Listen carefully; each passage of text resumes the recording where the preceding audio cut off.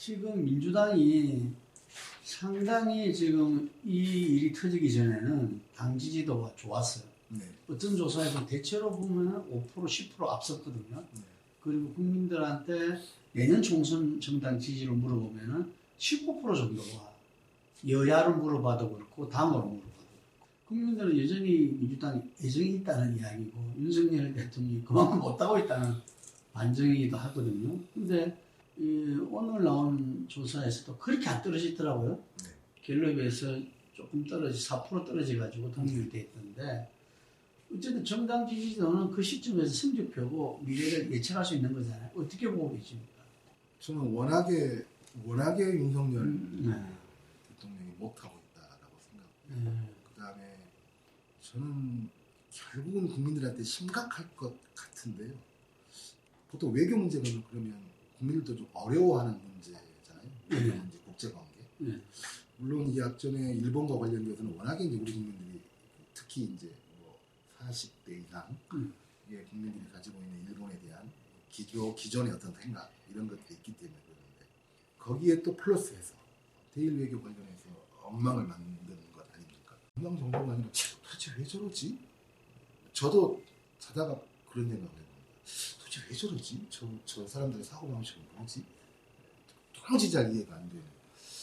제 결론은 한미동맹이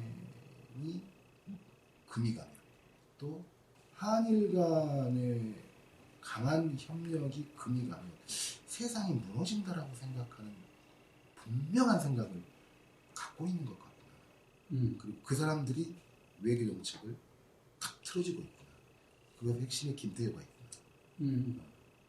그래서 이것은 그냥 어떤 종교구나, 저 사람들한테는. 그러지 않는 한 이런 외교 행태는 있을 수가 없거든요. 근데 저는 미국 방미하고 나면 더 격화될 거라고 생각합니다. 결국 지금 우려되는 이러저러한 것이 남북 한미 정상회담의 결과로 나오는 회견문 이것에서 지금의 우려들이 고스란히 담길 가능성이 굉장히 높다라고 생각을 하거든요. 그럼 이것은 국민들한테 꽤 깊게 좀 들어갈 겁니다. 그냥 조금 우리가 손해봤다 이런 정도가 아니라 하면 어떻게 대한민국의 제1 교역국인 중국이 있고 또 교역 규모 10위인 러시아가 있는데 하루아침에 완전한 적까지는 아니지만 완전한 이 껄끄러운 외교 관계로 만들어버리죠. 그 다음에 결국은 우리는 경제도 경제지만 남북이 대치되어 있는 상황이고 동북아를 완전히 냉전 시대로 지금 돌려놓고 있는 진영 소비에트 중공 시대의 어떤 북한, 김일성 북한 그때와 이쪽 진영으로 거의 지금 돌려놓고 있는 상황이거든요. 저는 이 상황에 대한 국민들의 굉장히 심도 깊은 우려, 이것은 깊어져 갈 거라고 생각합니다. 갈수록. 그 다음에 이제 수시로 나타나는 또 그 다음에 또 하나 중요한 문제는 이제 계속적인 경제적인 문제죠. 앞으로 계속 안 좋아질 것 같아요. 그런 점에서 좋을 일은 별로 없을 것 같고요. 그런 어떤 상대적인 이익을, 반사 이익을 분명히 우리 민주당이 보고 있는 것은 분명한 것 같습니다. 민주당이 잘해서가 아니라. 그럼에도 불구하고 그 어느 때보다도 무당파라고 지칭되고 있는 여기 또 여차하면 제3세력이 될 수도 있는 이곳도 좀 주목하지 않을 수 없다고 생각합니다. 그만큼 윤석열도 문제지만 현재 여건 야건 할 것 없이 정치권에 대한 불신이 그만큼 크기 때문에 그런 거고요. 민주당에 대해서도 흔쾌한 지지가 결코 아니거든요. 민주당에 대해서. 그렇기 때문에 저는 민주당은 이렇게도 생각을 해봐야 됩니다. 여의도에 대한 불신이 가장 크죠. 그럼 여의도의 일당은 민주당이거든요.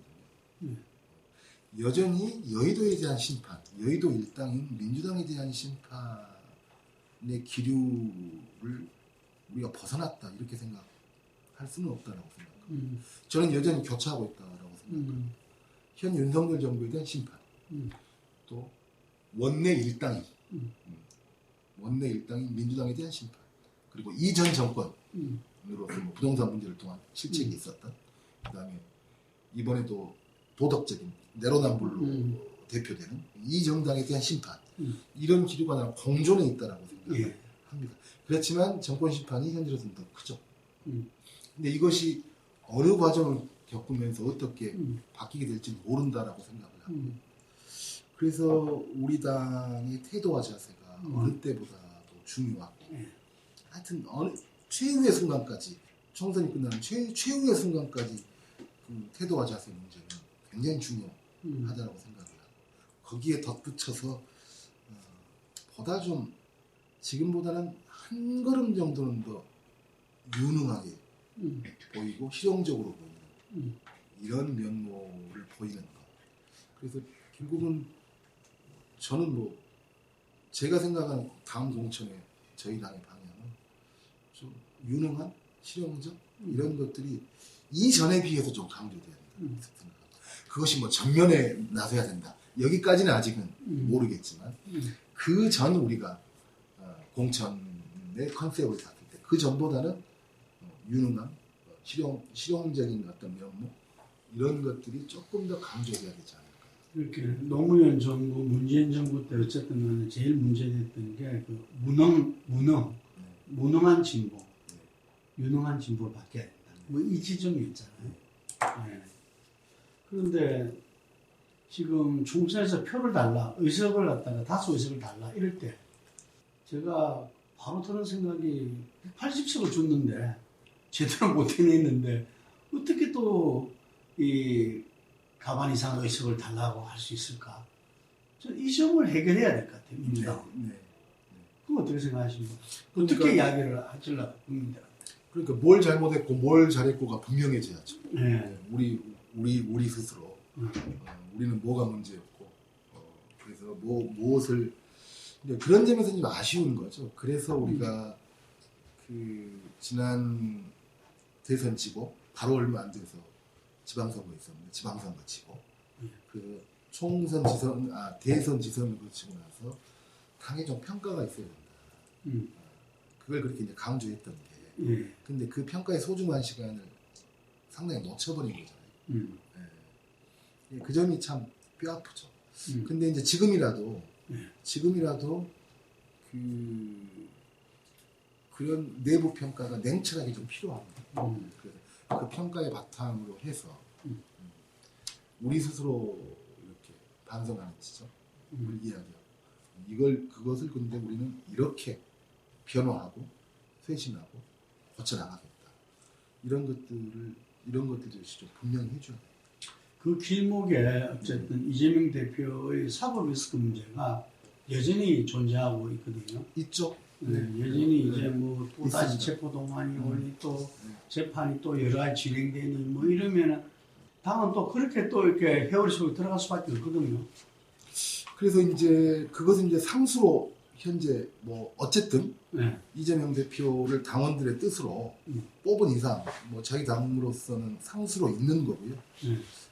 아까 제가 말씀드렸듯이 그냥 당과 일체화가 돼서 이재명 대표의 사법적 대응이 되어 왔었던 것. 그런 점들은 문제다. 계속 거기에 대한 당내 문제제기, 당 내외에 있지 않았습니까? 나는 이제 그것들은 조금 이제 지금은 많이 좀 엷어지기도 했지만 그것들은 조금 좀 분리해내야 된다고 생각합니다. 그래서 그것들이 좀 분리하는 모습으로 가야 되고요. 그다음에 이제 실제로 현재 뭐 혐의로 일부는 또 재판으로 가고 있고 어쩌고 하지만 되고 있는 것이 어떻게 입증돼 가느냐 하는 정도 중요하게 영향을 미칠 것 같고요. 그다음에 이후에 또 예상되는 면에 있어서는 그렇게 새로운 상황이 온다는 거면 정말로 국민들 입장에서 어떤 판단을 해야 될까라고 하는 것을 정확하게 판단하고 해야 된다고 생각합니다. 정치는 생물이니까 당시의 민심과 이 당원들의 뜻을 잘 받들어야 된다. 이렇게 받아들이겠습니다. 요거 꼭 누가 물어봐 달라고 그러더라고요. 전두환 손자 전원 씨가 광주를 찾아서 반성과 참여의 사죄를 했습니다. 아주 진정성이 어느 정도인가 국민들이 한편으로는 좀 불안해하기도 하고 의심하기도 하고 또 한편 기특하기도 하고 이랬거든요. 우리 최고위원께서는 어떻게 보셨습니까? 전우원이라고 예. 하는 젊은 청년이죠. 예. 그 청년이 거기에 와서 사죄를 하면서 제가 대신 왔습니다. 저희 할아버지를 포함한 저희 일가를 용서해 주십시오. 이랬다면 문제겠죠. 그랬다면 문제겠죠. 근데 그 청년한테 뭐 어떤 선택지가 있었던 사람이 아닌 거잖아요. 그 할아버지, 그 아버지의 집안에 그냥 태어난 친구인 거잖아요. 네. 예, 태어난 친구인데 마치 좀 약간 원죄처럼 할아버지의 그런 과거가 있었던 거. 나는 굉장히 용감하고 소중한 자기 고백이었고 참여였다라고 생각해요. 저는 굉장히 귀하게 생각합니다. 그 청년의 그 참여는 또 그 참배는 저는 뭐 다른 어떤 말로 막 깎아내리고 싶은 마음도 저는 귀한 거다라고 생각합니다. 그런데 그 개인인 거죠. 그 개인인 거죠.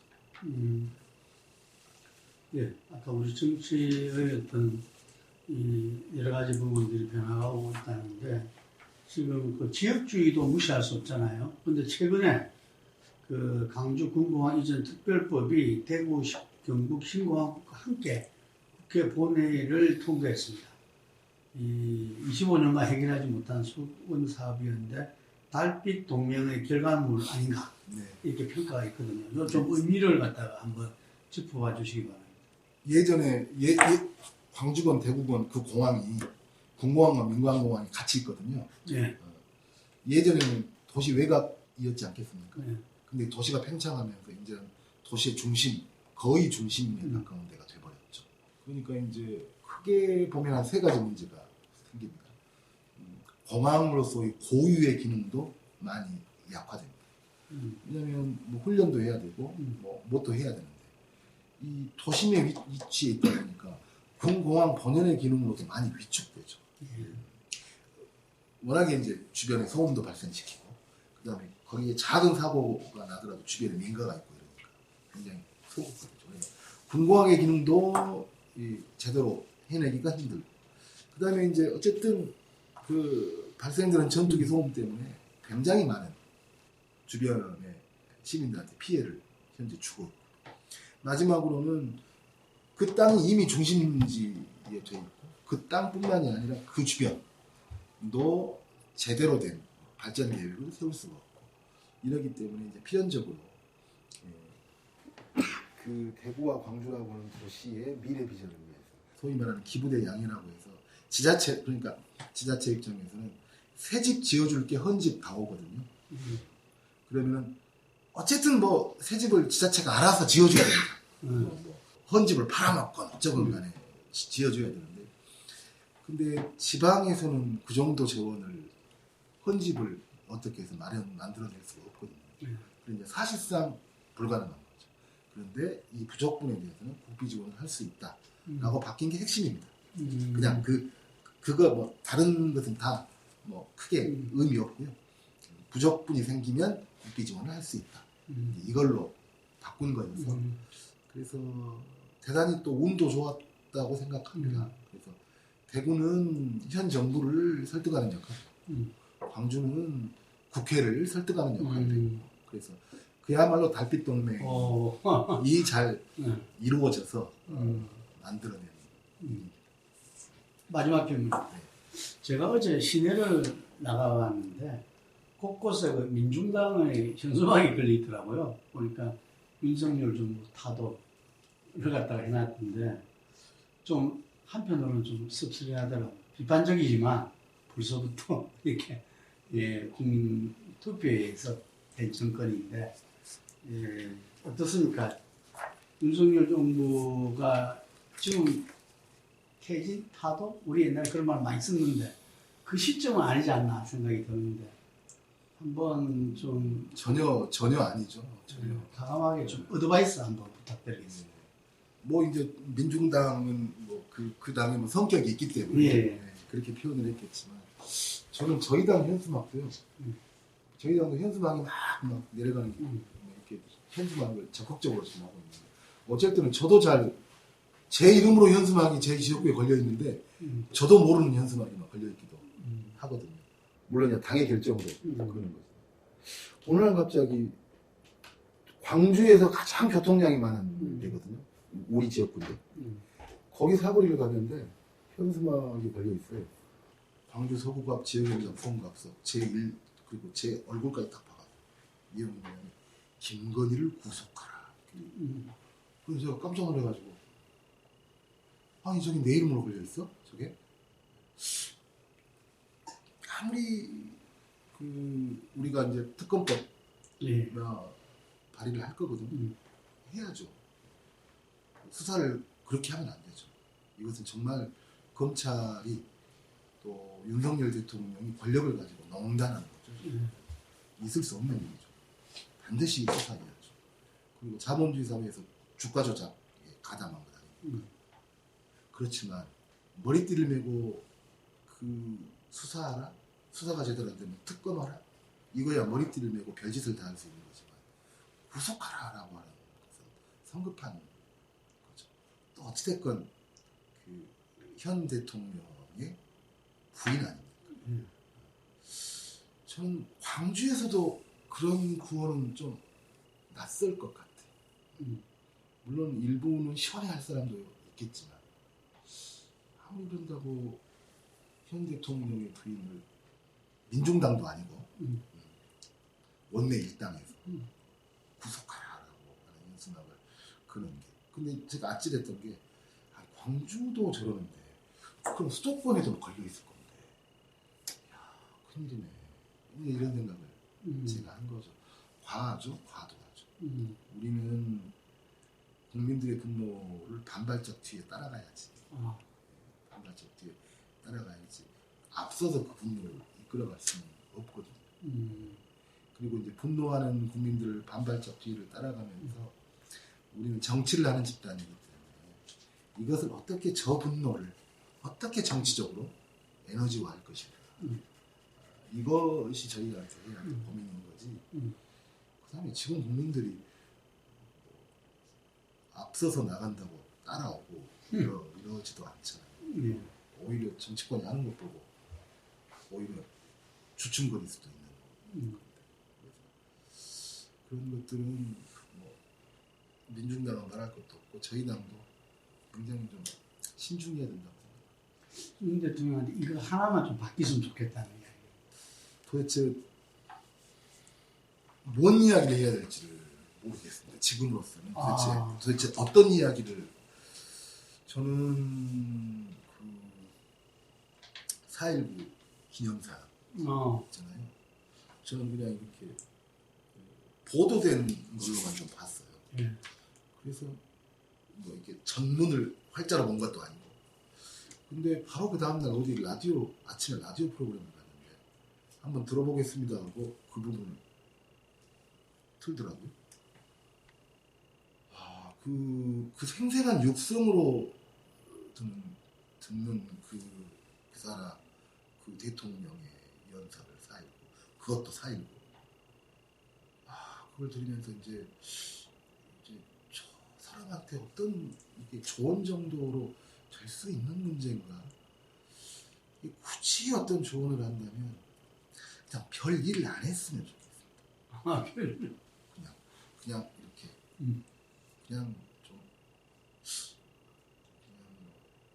재미있게 좀 폼 잡고 그냥 대통령 남은 임기를 조금 즐기면서 이랬으면 좋겠어요. 아니, 정말로 어찌 보면 반농담이기도 하지만 사실은 그게 지금으로서는 최선이 아닐까 싶은 생각이 들 정도로 그냥 뭘 좀 안 했으면 좋겠어요. 우려될 일을 만들지 마라. 네, 그냥 그 국정에도 크게 관심을 안 기울였으면 좋겠어요.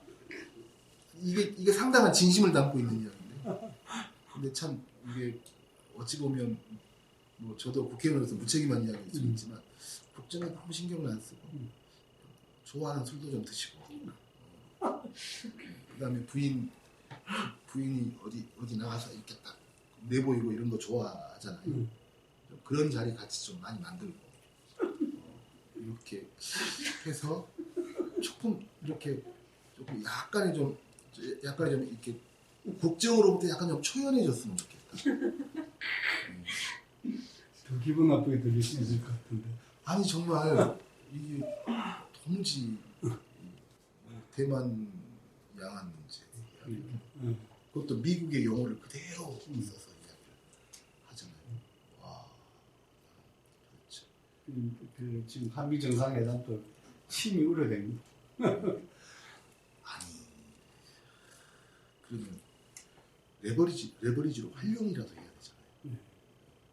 중국과의 관계나 그런 거 활용이라도 해야 되잖아요. 도청 문제나 쪽팔리기를 하다가는 잘 됐다. 난 도무지 쟤들한테 양도 받아낼 자신 없었는데 야 니들 잘 걸렸다. 도청 문제 같은 것도 좀 그래야 되잖아요. 근데 먼저 선이고 사실이 아니고 먼저 이렇게 나와버리니까 뭐 어떤 자유주의 가치 동맹의 전사된 것 같아. 본인이 그런 생각. 대한민국이 언제부터 가치 동맹입니까? 철저하게 실리 외교를 해 나가야 되는 게 저기 저 고려 조선 때부터 내려온 우리의 외교 방식이에요. 네, 잘하겠습니다. 네. 오늘 수고하셨고요. 고맙습니다. 마지막으로 이게 1분 스피치로 이 민주당 지도부로서 국민들한테 한 말씀 해주십시오. 네. 네, 요즘 저희 민주당 국민들께 걱정을 많이 끼치고 있습니다. 민주당 내에서 있을 수 없는 소위 말하는 전당대회 돈봉투 사건이 났습니다. 정말 입이 10개라도 할 말이 없는 일이 발생했고 다시는 이런 일이 반복돼서는 안 된다고 생각합니다. 그러기 위해서는 관련자들에 대한 정말 제대로 된 진상을 밝히는 것과 함께 정말 엄격한 잣대가 필요하다고 생각합니다. 그리고 두 번째로는 이런 일이 다시는 일어나지 않도록 뭔가 제도적인 뒷받침이 저희 당내에서 필요하다고 생각합니다. 많이 부족하고 어려운 상황이긴 하지만 민주당은 끊임없이 무언가 고치면서 또 무언가 혁신해 나가면서 한 발 한 발 진전하겠습니다. 그래서 정말 믿을 수 있는 수권정당의 면모를 갖춰서 국민들의 기대에 꼭 부응하도록 하겠습니다.